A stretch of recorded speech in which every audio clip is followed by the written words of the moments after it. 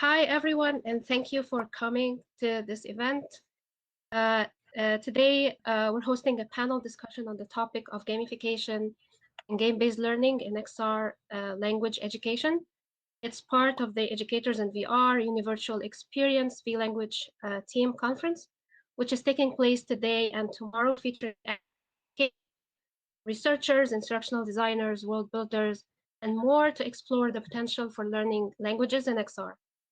We are the Educators in VR V-Language project team. Our project explores learning V-languages and art of language in the virtual learning environment.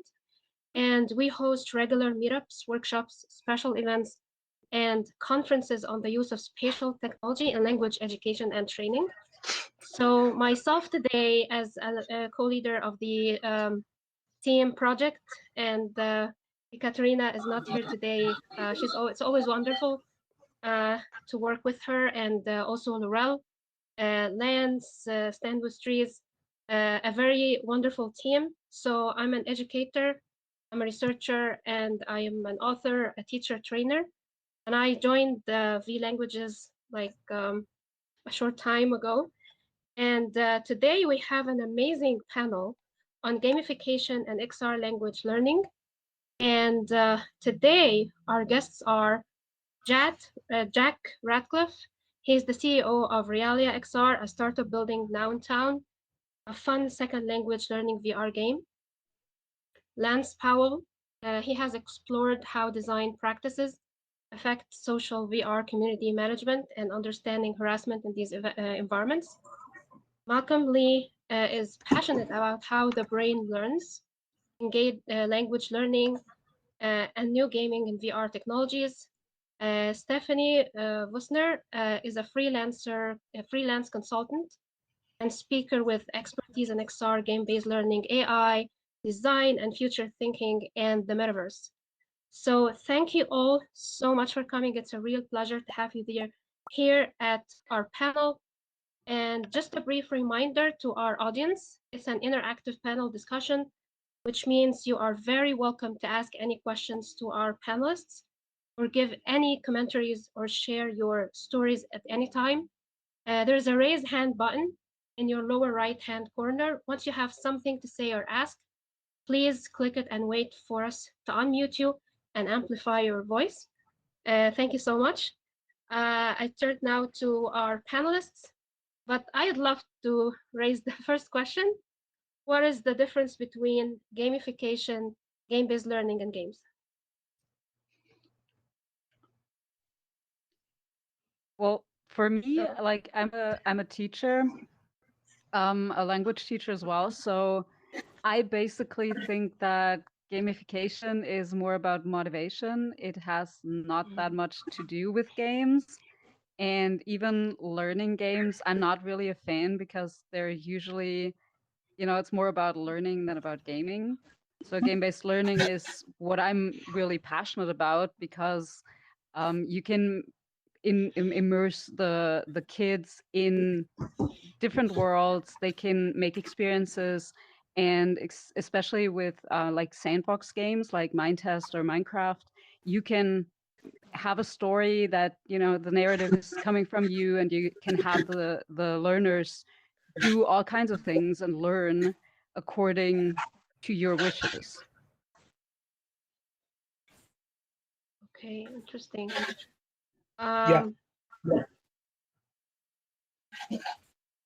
Yeah, I'm so much interested in Jack's experience with Noun Town, and I would love that you tell us more about it and how can teachers differentiate between gamification and game-based learning?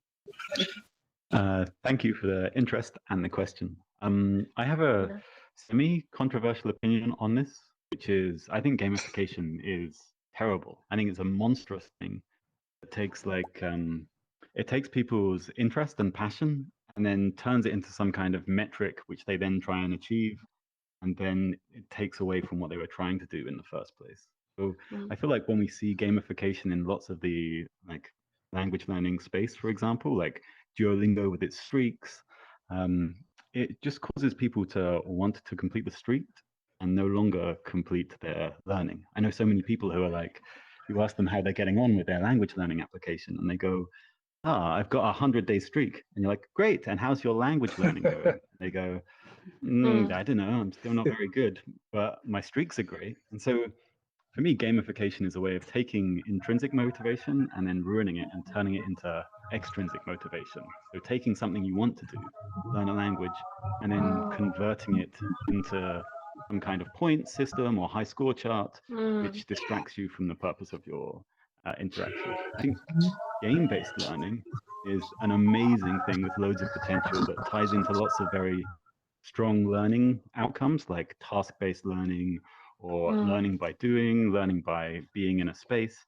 And so I really feel like game-based learning is going to be the future of where we take these things.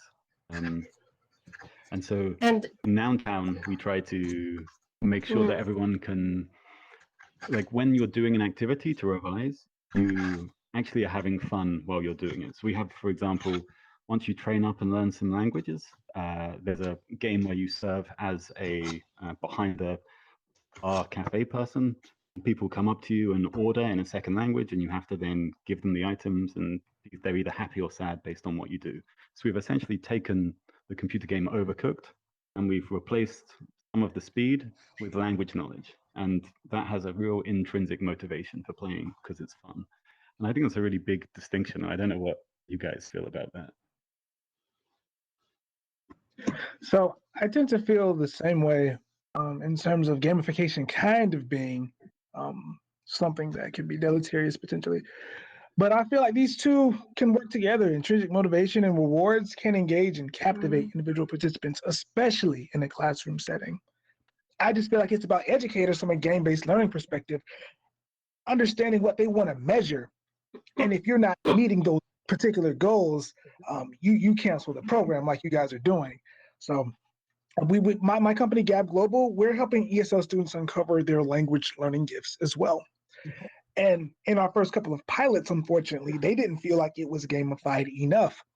So we had to include Gab Gold coins so that users could actually feel that sense of progress, because sometimes things happening in the brain aren't things that we feel, and we don't always feel and see the progress until we're in those conversations with native speakers. So I think the game-based learning is a good way to chart that progress as long as they're meeting the extrinsic goals as well. Yeah. If I could, I need to speak over the call to prayer. Sorry, I'm in Istanbul, I partly agree with both of their points about gamification, because I think a lot of app builders and like edutainment creators, they kind of focus on the representation of achievement, like you might throw gems into an experience and think like just having these gems are some kind of reward for are like some kind of reward and symbol of like how far you're advancing. But yeah, like as Jack mentioned, like I'm certain people have actually paid money like to continue their daily streak on Duolingo or something, when in fact the streak itself isn't really meaningful. So for me, gamification is fine, but we need to have long-term strategies for maintaining engagement through entertaining aspects, like rather than just tossing like higher and higher streaks and higher amounts of gems into what should be just a good educational experience. I hear wonderful ideas. Yeah, go ahead. I'd just like to add something. I absolutely agree with the position that gamification is not really about the learning. Basically, I think what the difference is for me mostly about between gamification and game-based learning is that in game-based learning, the player will actually set their own goals and their own challenges. Whereas with gamification, it's somebody else doing that for you. And therefore, you're not motivated any longer to learn. And also, there's somebody else determining everything that you do. And I think that is something for me that's very important. Oh, that's interesting. I just heard words like strategy from Lance. From Jack, I heard the intrinsic and the extrinsic motivation. So, are there any kinds of strategies out there, frameworks, theories that educators can use in order to like create education that are well informed by theories and frameworks? And also, like for example, I learned about some frameworks, like for example, self-determination theory or race motivation profile or other frameworks that help educators. So, from your own expertise, like how can educators uh, understand strategies or frameworks that can help them do design gamified learning experiences or game-based learning? So I'm thinking in terms of traditional approaches in the classroom, and then I'm going to give you some strategies that utilize the social brain of language learning, which I just read a paper on most recently. So the traditional approach is going to have like more so paired associations between the mother tongue and the target language. It's going to be grammar drills in the classroom setting, and then memory for abstract processing and abstract ideas. You're just going to have to memorize certain things. There's nothing concrete that you can really compare that to. But social interactions with people and objects are something I really feel like virtual reality can help within the classroom. And just teaching the same grammar drills in virtual reality has created more compelling and impactful person for the 10 pilots that Gab Global has been able to do. Then also allowing for some self-exploratory learning in the virtual environments a little bit more, so that, like one of my panelists said, you can actually experience the language in your own context, and the language can actually become yours. And you can set your own goals within the ones that the teachers and educators are setting for you. And I feel like that's going to give them more impactful learning outcomes. How interesting. Stephanie? Well, I think I'm leaning more towards the creative side of things. Like self-determination is very important. That's a theory that I think is very convincing. But also there's like this framework by the OECD that is called Learning 2030. And for me, it's very important that learning be future oriented. So basically, this framework starts with knowledge, skills, and attitudes and values. And then it brings together these three elements, and then it shapes competencies. So in the classroom or in a school or in a learning environment, the learners get the possibility to use the knowledge, the skills, and the attitudes and values to work on a problem. For me, it's very important that this problem is somehow future oriented and also, maybe linked to sustainability issues or something like that. And then the most important part comes after that. So actually the end game is not the classroom or the learning setting, but it's agency in the future. So that is why I think this framework is really interesting, because the main goal of what we do in schools nowadays is more about what happens in school and how you get grades for the students, but basically isn't learning about the future, about creating the future. And that is something you can actually do in creative worlds like Mind Test. And that is something I find amazing. That's amazing. I love it.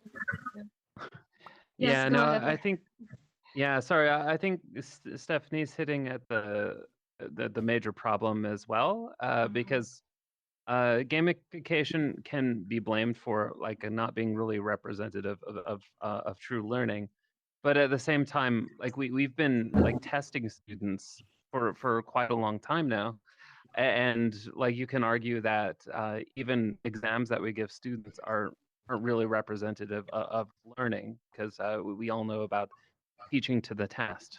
and that's just down to the attitude, which is like worse in some countries than others. But like a culture that is results driven and like exam scores are like exactly the results that you would want, would of course like stifle any real self-directed learning, because you just have to like check all the boxes to make sure you get the right score. And like gamification done badly, or in that kind of culture, would just be, it's like you need this many points, or you need this score to excel within a subject. Like even though you're just doing rote memorization of a topic so that you can achieve that score. They were really comprehensive answers. I wanted to add that for me, as part of my PhD research into VR and cognition, I had to do a master's in applied linguistics, and that helped a lot in informing me of the frameworks in which to examine language learning, especially. But it seemed from that the crux of it was task-based learning is a very powerful, efficient, and difficult way of doing language learning. So it's quite easy to do that with a computer system. It's quite easy to do that in game-based learning, because the person, the learner, can interact with this whole intelligent system which is pushing back towards them. In a classroom, it's a lot more difficult to have that interaction with, say, 30 students in an hour-long lesson. So what I took away from that master's is make everything, give it as much agency as possible, give the learner as much agency as possible, and make sure that the system can then react to it in a sensible and scaffolded way, so that the learners can kind of build up to the level that they find a suitable challenge and a suitable level of education. Yeah, that's great. That's great. Yeah, so talking of agency, scaffolding, so I'm doing also my PDD instructional design, and usually my professors, when we propose something, they say, okay, so what's the problem that you're trying to solve in real life? And now we're talking about VR, that this is the solution. So why do you think VR, game-based learning, can solve some of the problems that learners face in the classroom? How can we present certain frameworks or things like scaffolding, for example, using VR or virtual worlds, that we as teachers may not be able to do it perfectly in a traditional classroom, or probably through technology? So at Noun Town, we have 7 examples of this. We list them on a little image that we give out to market the game. I have forgotten some, but some of the most important ones for us are immersion, the sense that not just are you surrounded by the context in which you're trying to learn. So we put you in a cafe and you learn cafe-related words, but also the fact that you're not immersed in a non-suitable learning setting. So I had another friend who learns on his mobile phone, and he said, "Why are you making a VR game? I can't use it when I'm about to wait for the bus. That's when I do my language learning. I do 5 minutes on the app." I'm like, "Oh, which language are you learning?" And he's like, "I don't, I gave up." And I think that's an important part about VR, is you're quite restricting distractors, which is quite nice. And then there's this other concept of achieving tasks, giving players something they can play and do and feel good that they've achieved it because the game progresses or moves on. I think that's a really powerful thing. And the final one before I stop, because I know I talk a lot, is we've marked up the entire world. So anytime a player wants to learn something, they can like point to the wall and learn the target language word for wall in that language, or the floor, or the ceiling, or people's clothing and things. So you get to kind of direct their attention in a learning way to whatever is catching their attention, rather than being forced into a very narrow experience. And I think that's also quite useful for people. Yes, I agree. So Experiential learning. Yes. Lance? Hi. No, I would completely agree. And like you have a benefit, very much a benefit, if you happen to be a social person who is ready to go out and engage with people and learn from them. I mean, for example, AltSpace has like many different different topics to pull from. Like if you're old enough to come in, of course, and start speaking with experts in whatever field directly. And I think if we're going into language learning specifically, like I have been a language teacher, so I understand the shyness and reticence that the people have to speak because they think they're performing badly. But that barrier is at least partially overcome within social VR because there's the social risk of failing is much lower. So in my experience at least, and I'd love to see some research on this. Like people feel more bravery to just practice the language in real time. Um, Yeah, that's amazing. I just want to ask Lance a question because he sounds very sure. humble today. You create, you design amazing worlds in Rec Room that are based on storytelling. Probably it's Uh-huh. not for language learning, but I just want to No. stress the fact of the importance of storytelling and designing VR environments for language learning. Yeah, so. Yeah, sure. Not only language, because like for people, language is universal. Like even if you Mhm. put like two babies alone and somehow they survive in the wild, they'll together form their own language. Like just because like they're able to like create their own reference points and start speaking with each other. Which is why when you have twins, you're not supposed to leave them alone too much because for a while they're going to be speaking this totally unique language. But there are other types of learning enabled as well. And in my small exploration, like I've done things like guided tours. Like I recreated the JFK assassination, the site of the assassination, and had these like holograms come up and explain different points of interest. So yeah, that's a good guided experience, and also representations of art as well. Like I made one for MC Escher. So um, but I wouldn't say it's only something that like a quote unquote educator would need to take advantage of. Like if I were teaching a group of students, and actually I have done this, I would tell them like just create something in these worlds that interests you because these tools are highly accessible. Probably Mozilla Hubs is the most accessible, just because you can bring in assets from like Sketchfab or something like that, and you learn that way. Interesting.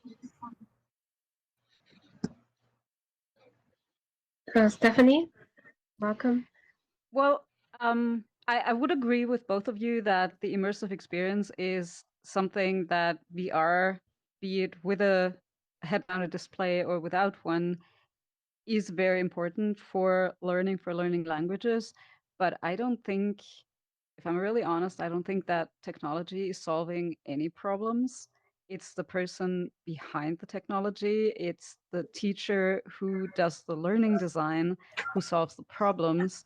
And he does have a very powerful tool at his hand, but he needs to use it correctly and not, there's so many experiences, what they call experiences out there, where you have basically a PowerPoint presentation in VR, and they tell you, you need to spend a lot of money because your students are going to learn better.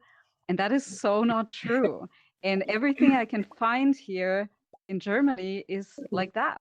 It's always about having somebody determine for you how you're supposed to learn. And it's very much based on old suppositions how you learn a language. I mean, I've learned languages like a long time ago, and I remember how that was and how badly I was actually able to speak any language, even if I had really good grades. So basically, VR gives you the opportunity to immerse learners in a situation where they would be very comfortable usually, and also where it's authentic to speak a foreign language and not the basic principle of every regular language classroom, which is you speak foreign language with your teacher, who speaks your own language very well. So why would you? That is not authentic. And as soon as you put somebody in a situation where they actually need the language, I do that a lot with exchange programs or exchange projects. Then you have something that a computer can't give you with VR. It's interesting. Malcolm? Yeah, I agree with all the points, and Stephanie, what you said was really compelling to me because I was one of those Duolingo guys back when I was getting my degree 4 or 5 years ago. I was in a room full of 18 people, right? And my friend, she said my friend speaks really good French, right? And so I just started into a little monologue. Halfway through it, the whole room just burst out laughing. I didn't tell any jokes, and that was a getting experience for me. But it gave me a tremendous amount of empathy for the ESL students that we're serving right now. And I've interviewed hundreds of them to date, and they've all said that in so many words, just kind of the classroom dynamic and feeling like they're kind of less than and kind of an imposter syndrome is preventing them from wanting to achieve mastery. They're just trying not to be made fun of. I feel like virtual reality is a great place to not only bolster up the student skills who really are at a disadvantage because they started a little bit later and didn't have access to hearing the phonemes of the English language the way some have, or seeing the words and vocabulary, or just being syntactically sound or having the right ear for it. Whatever there is lacking, we can improve that skill set if the immersion is done correctly, but we can also help them practice this foreign language without that pressure that can come from a real conversation. And that's what I love most about working on VR. Yeah, totally agree. Looks like we have one of the audience raising their hand, and that's Beg. So Laurel and Lance, yeah, can. All right. So, Beg, if you want to go ahead and hit the confirm and unmute, you will be able to be amplified. So, go ahead and ask your question.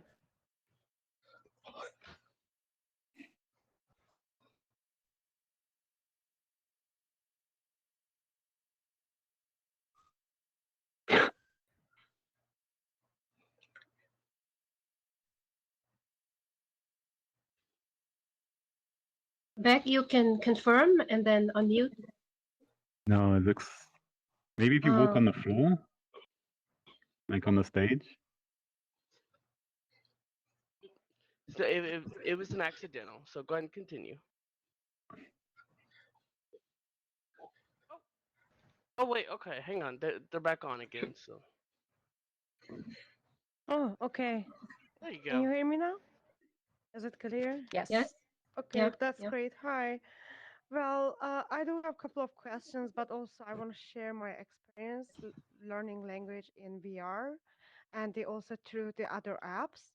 Because when I started to talking with the English speaking community, I wasn't really feel comfortable at all when I started in VR spaces. Even my education was in English.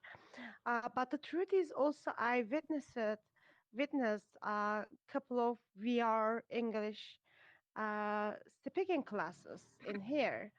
And the truth is, like Stephanie, I guess she just said that still we are using Google Slides, PowerPoints, or whatever. So it is not really effective at all. At least for the children, it might be really useful for the mature people or whatever you can say. But the truth is, I want to ask that because I was also in the different classes in Altspace. For example, building words on Altspace, it was a developer education. And we were using like different places in the Altspace, and we were transporting each other with those words. So the truth is, it is also helpful to remind that knowledge to be sure again. So I don't know what you think about it, but like environments. Well, I'm in Istanbul. I do have my master degree about the architectural approach of metaverse, and also that architectural approach is affecting to the learners. It is same with the schools, but don't you think it is also effective in the VR spaces? Thank you. Thank you, Beth. So our panelists, I think her questions are interesting. So any response to that?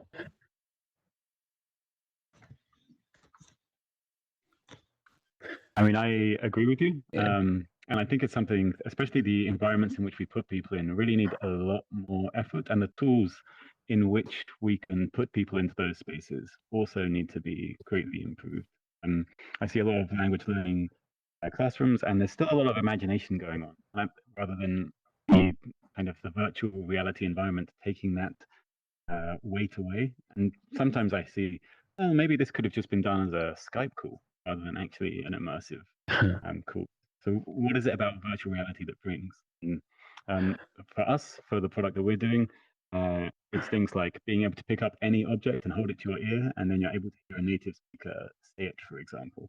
And so you kind of have that ability to interact with the space as a space rather than, and also it's an annotated space. What we're saying is, for us, virtual reality can give a layer of meta information about the world around you. And we think that is one great benefit of the architecture of the virtual spaces.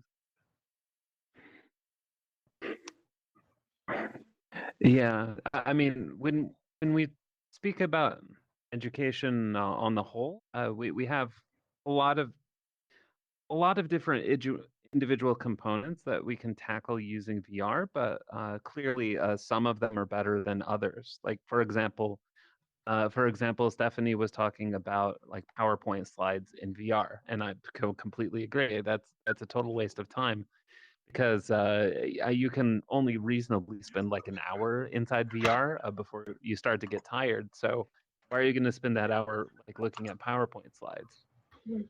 So on the other end, like apart from the just straight informational, like I think like building and prototyping and like self exploration like, is the best thing that people can do there because um like because it's immersive like everything you do has the potential for impact as well, and you can also put those skills to use and like of course it's different across subject areas as well because Beg said she's in architecture, and yeah, I mean like VR is amazing for architecture, also AR because you're able to like quickly build scale models in those environments and learn like just learn how to compose I don't know architecture, but like a brilliant architectural work in like a fraction of the time. So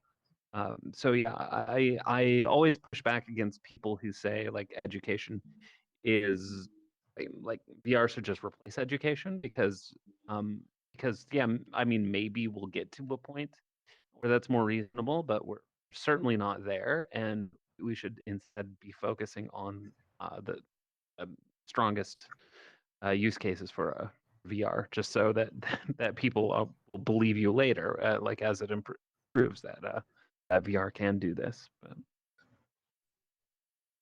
Yeah, I totally agree. And like the building process itself as well is a learning process usually because you do need, to get information about what you're building, for example. And also, I do have another example to add. If we're looking at VR in terms of interaction and immersion, and not particularly with a VR headset, I am actually the project manager of a mind test project. And I'm also doing freelance workshops with language learners in mind test worlds. And what we did with my friend a few weeks ago was that we had like a group of 20 German learners in India who were learning German at the Goethe Institute. And the Goethe Institute asked us to do a workshop. And so we thought about what we could do because those were actually beginners. They had an A1 level. So what we decided was to do a workshop on sustainability because that is a topic that is important for the future as well. And we had the kids build an oasis inside a narrative that we had created. You know, the world needs a different planet. You can go there, you can build your oasis there, and then you make a video that you send back to Earth, where in German you will explain to the families of your German friends that they should join you. So we had this context where they would actually need to speak German because the families of the Germans didn't speak English. And they actually created within like, I don't know, maybe 8 hours, they created an amazing virtual world that was very sustainable. There was solar energy, there were windmills, there was everything. And then they did their videos, their walkthroughs, and they actually explained everything, how they built, what they built, and also they explained things about sustainability and that all that in German. So the videos were really, really good. And that was something that actually proved to me that if we had the freedom to do such projects more often in schools, maybe language learning wouldn't be such a hassle. Especially, I mean, I'm an English and French teacher, and usually French is not the most liked language to learn because it's hard to learn, some of them say. So I've done projects with French and German students, and actually they were really comfortable in that virtual world. Or actually, once we did a project that wasn't in a virtual world, it was a simulation in their heads, and they still were so immersed in that scenario that they improved a lot in their respective foreign language. Oh, interesting. Malcolm? So I don't really feel like I can say anything that hasn't really been said, but um, I feel like allowing teachers to integrate their own pedagogy would be really cool. And like Stephanie was saying, just allowing students to take part in their own learning process. You know, Bloomberg taxonomy learning, that's creating's at the top of that list. And then if we can just allow them to do that, I feel like their learning outcomes will miss mostly. Yeah, I kind of agree with you, but do you think that when every teacher create their own framework or their own strategy, and there are lots of strategies and frameworks out there that are based on research, are they kind of reinventing the wheel, or like should educators kind of instead of working in silos, they could work in like in teams or consult research papers and stuff like that? So I think that's a really fascinating question. And certainly, so at Noun Town, we're only trying to tackle beginner learners. And that's because it seems relatively easy to get beginners to a standard where they feel somewhat confident, because a lot of it is just vocabulary acquisition. Whereas when it becomes much more interesting, I think, is when you start to look at it with this stage of getting to late beginner, early intermediate, and you really do need that expertise of a human pushing back to you. Computers can't push back in that way yet. And so how do we maximize the utility of our teachers? And I often think of the idea of getting rid of the sage on the stage and moving to a guide on the side. And maybe we could start building these teaching environments which are centralized, have all the tools that allow teachers to thrive, maybe even downloadable curriculums. The teacher gets to step inside there and help any student who's suffering with any kind of dynamic problems as they arise. Yeah, bouncing off that, I think a lot depends on your schooling as well, because I've been a teacher at university, and like when I was teaching a course on virtual worlds, I would often like toss out like a broad like a discussion topic and like ask them to like come back with a perspective on that, like rather than just a strict answer. And like I would find that that some students were really energized by that, like just by self-determination. But others were just like, "Oh, this is stupid. He didn't even really ask us a question," uh, and uh, and and that's just a sign of their own schooling that, like, for years they had not been taught to think independently, but like just be fed answers. And like for teachers' approaches with the school, including with immersive technologies, I think um, just constant communication and getting feedback from your students is vital for finding that right path, and also making them feel included in what you're doing. So like just at least getting to them to the point where they can take the reins of their own education in some ways, including within VR, because you can't just put a headset on someone and expect them to make sense of it or put it to a good use. Like you just find a starting point, ask for exploration, you talk about that, and then like start to discuss like what would you like to do here, and like try to guide them on guide on the side as Interesting. Just a brief reminder to our audience that this is an interactive panel discussion. You are very welcome to ask any questions to our panelists or give any commentaries. So there is a raise hand button on your lower right corner, and once you have something to say or ask, please click it and wait for us to unmute you and amplify your voice. So you just have like less than 15 minutes, so yeah. So we'd love to hear your questions. So please, you can click on the raise button. Yeah. So I'm just curious, what kind of game mechanics you found out through teaching language learning or designing for language learning that worked well with diverse students? Because according to motivation theories or even like personality traits, I remember that there are like 4 types, but I don't remember them now. So each one you have to approach them differently when you design games. And so what kind of game mechanics that you felt like works best, or the top game mechanics when you're kind of wrapping your head around, okay, how I design game mechanics that works with these diverse personalities or students? Well, a lot of my students thus far have been more kinesthetic learners. So Okay. really just being able to take their controllers and interact with the different objects and have their own relationship with it has helped to personalize the experience for them. And once we had that feature, we were able to improve engagement and learning outcomes by 30%. Wow. Wow, that's great. Yeah. So Stephanie? one of the things, oh, sorry, Stephanie, have you? No, that's okay. Go ahead. Oh, sorry. One of the things I've seen in a research paper recently is the concept of learning styles doesn't really exist. It's more like learning preferences.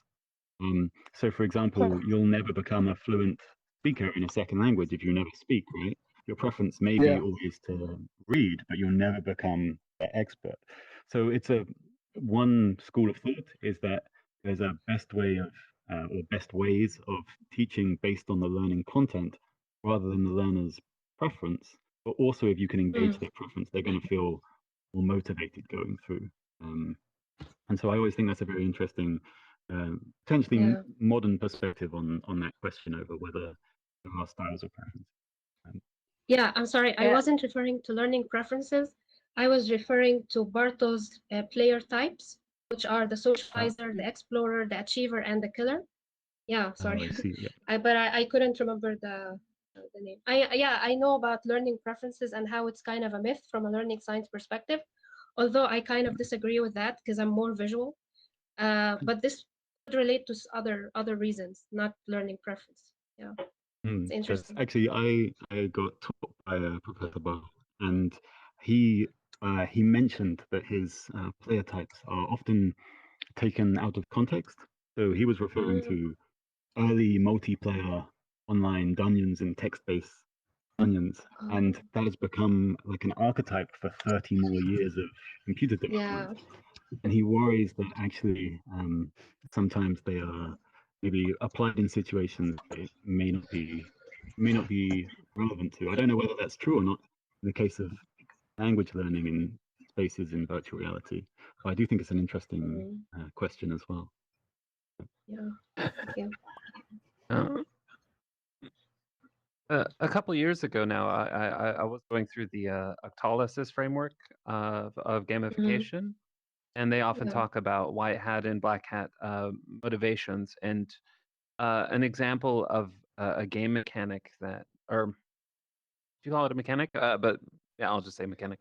A game mechanic that works well, or a type of gamification that works well, is like through your learning, or through some practice of your learning, you unlock an achievement that gives you an ability. Like your abilities have expanded, and suddenly through that, your way of relating with the world has been elevated, and you feel more powerful, and self-assured, and confident, which is something that we want players to feel.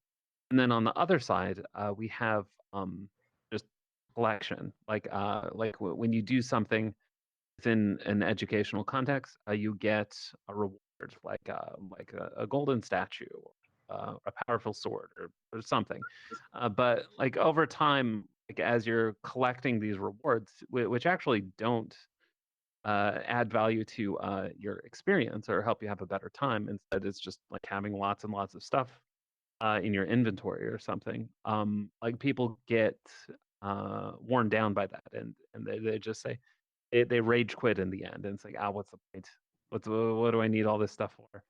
But like if you do things that make you more confident, and like help you improve how you relate with the world, then you're motivated to do that in the long term as well. Like be a lifelong learner in a sense.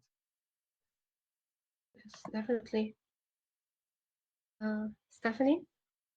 Yeah, well, I think that I would add two more ideas to that, and those are getting the learners involved, like giving them something that is really relevant for them, and where they also can be the experts. Because, I mean, even if we're teachers and we went to university, we're not the experts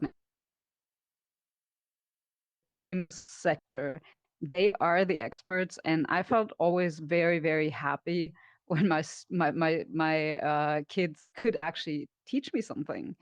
And also, I think the second point would be to have multiplayer environments, because if you're there all alone and you solve riddles, or you overcome challenges, even if you find them yourself for you, I don't think it's very rewarding to do that alone. So the social element of that is very important as well, I think.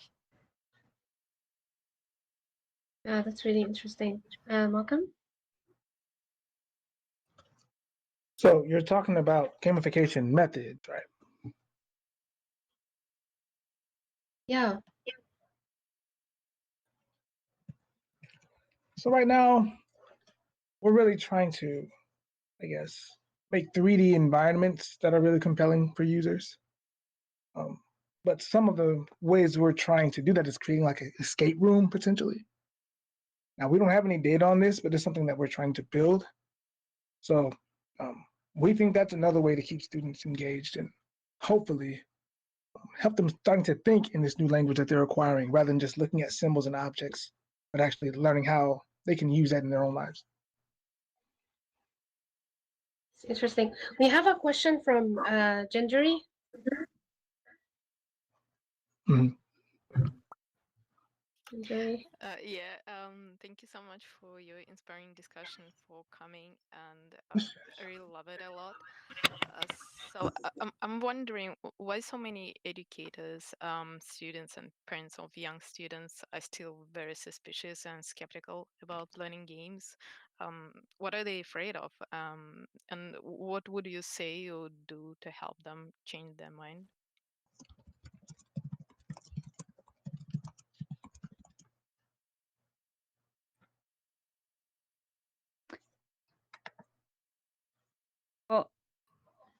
for me, like from my experience, I can say that whenever learning is different from what the parents were used to, they get suspicious. I mean, I started teaching like 15 years ago, and I used computers at the beginning, the internet, like websites, Twitter. And basically, every time I had a parent come in, it was about what does that have to do with French learning? And they didn't get that I Yeah. gave their children an opportunity to actually learn the language. So that is actually why I left teaching, because I couldn't take it anymore that actually people were boycotting me pretty much. But I think it's actually the problem that the parents themselves, they have this idea of a gamer that is sitting alone in his room, doesn't move, eats chips, and doesn't have a social life. And that is like this image of the gamer that is so wrong. And if you look at statistics, I mean, I've looked at statistics for Germany recently about gaming, and basically that about, I don't know, 34 million people are gamers or play games, and that like 10% of those are older than 65. So actually, the medium age is like mid 30s. So I'm kind of wondering what the parents are coming up with in terms of maybe how they spent their youth sitting in front of a computer, and they have this bad image of themselves. Sometimes I really believe some of them are like that, and then school has to be serious and everything. And I think helping them, I mean, we've tried in my day job, we've actually tried inviting people, parents, to evenings where they could play Fortnite, for example. So there was like this input from my colleague, and then we had them sit down in front of computers, and we explained to them how Fortnite works, and they were able to play. And then some of them actually went home telling us that they were so happy that they now understood what their kids are doing, so they can actually join them. So it would be a good suggestion for parents to actually talk to their kids, ask them, not judge, but ask them, why do they play? What is so interesting? And then they would probably find out that the parents were my age, around like 40. They probably grew up either going outside playing soccer, or especially the mothers probably talked to their girlfriends on the phone for hours, and that was not better than playing a game as well. So it's always a perspective that you have, and then you need to be open to other perspectives. Totally. And to piggyback Well on that, said. yeah, it just doesn't sound like a good way to Go on. spend school time. And oftentimes, I think there are 78% of parents feel like the kids aren't really learning when they're playing a game. And they see how these games are being used at home, and that none of them have educational content. This is all kind of a new field. They probably don't even feel like it's possible. And so I love the idea of allowing them to play Fortnite and sharing those experiences with them, because I feel like that's ultimately what's going to change their mind. That plus getting some results in their overall learning and acquisition of these new languages.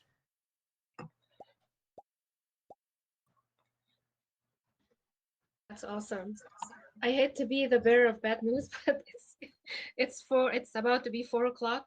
It's really, I love the passion that you brought to the panel discussion today.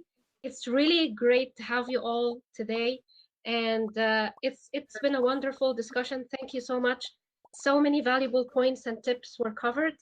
I'd love to thank all our great guest speakers for coming and joining our discussion today, and for sharing their amazing thoughts and expertise. And thank you so much, my team,